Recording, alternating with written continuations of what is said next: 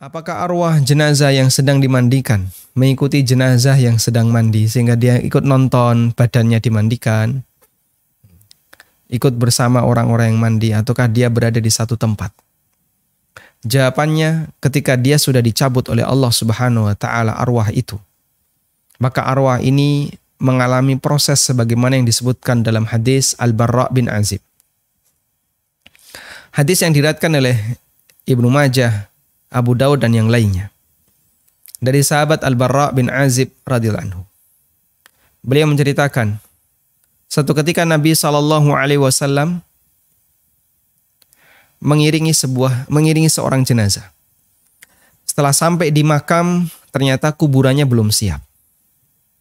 Lalu bagian penggali kuburan, dia memperbaiki kuburan itu. Dan di saat itu Nabi SAW duduk sambil membawa tongkat, sambil membawa ranting, lalu beliau tancapkan ranting itu ke bawah, kemudian beliau mendongak ke atas. Kemudian beliau mengatakan, Ista'idhu min adzabil qabr, ista'idhu min adzabil qabr. Mintalah perlindungan kepada Allah dari azab kubur. Kemudian beliau mulai bercerita tentang proses perjalanan roh. Beliau mengatakan, Innal abdal mu'mina.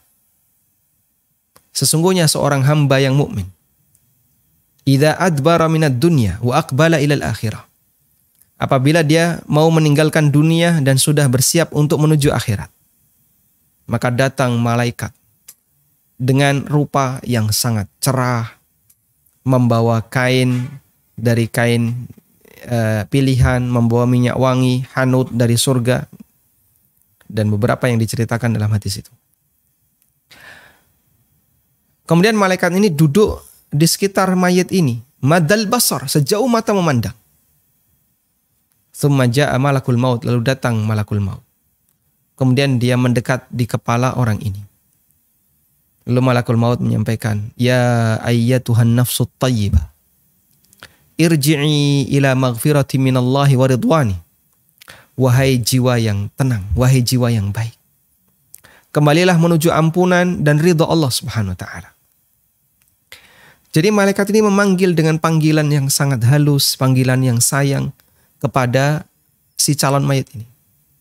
Akhirnya kata Nabi SAW, fayakhruju ruhuhu. Ruhnya pun keluar dengan sangat mudah. Sebagaimana keluar, kama yakhrujul ma'u min fayyis saqa. Sebagaimana air yang keluar dari mulut ceret. Ada ceret di sini? Ya. Tidak perlu kita buktikan ya. Tidak perlu kita lihat. Anda ketika punya teko, di sini ada gelas. Coba tuangkan, di sini ada airnya di teko ini. Anda tuangkan ke gelas tadi. Loh, kok nggak keluar Pak? Kenapa ini Pak? Oh, nyantol di dalam. Bukan nyantol Pak, kesumbat. Itu kalau tekonya belum dibuka, mulutnya.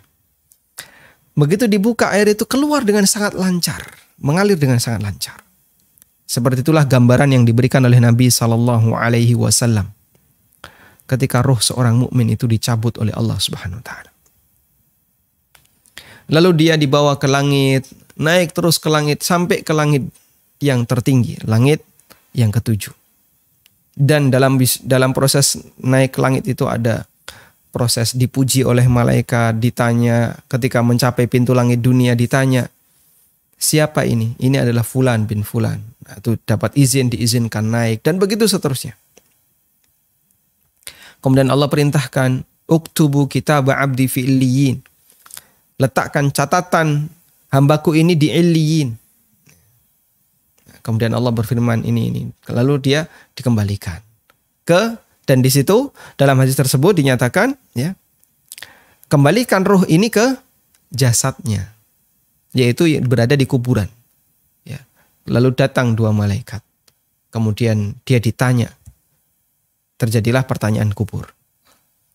Sehingga dalam proses dari sejak dia mati sampai dia dimakamkan, ruh itu mengalami kesibukan.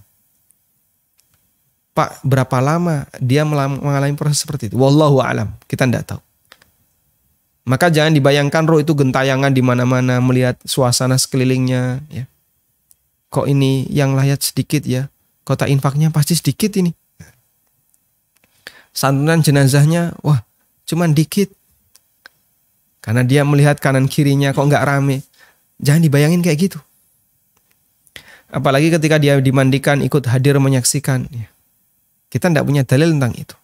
Yang ada adalah hadis dari Bara' bin Azib yang diceritakan Nabi SAW tentang proses perjalanan ruh dari sejak dicabut oleh Allah Subhanahu Wa Taala, dicabut oleh malakul maut, sampai akhirnya dia dikembalikan lagi setelah dia dimakamkan. Wallahu a'lam.